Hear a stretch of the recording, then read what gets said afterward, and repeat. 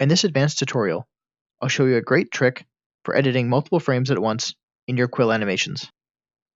In my scene, I have a simple animation of a ball bouncing back and forth with some ease in and some ease out.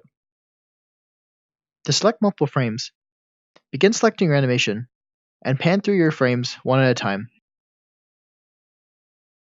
Or, allow your animation to play while selecting to select the entire animation at once.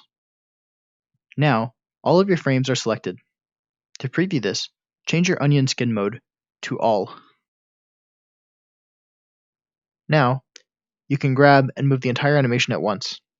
Or, you can manipulate it in other ways, for instance with the grab tool.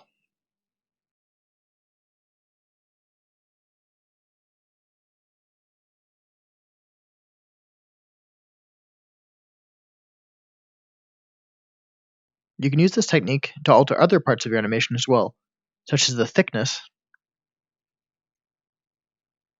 or even the color.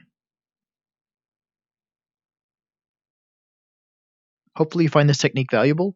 I find it super helpful in many situations.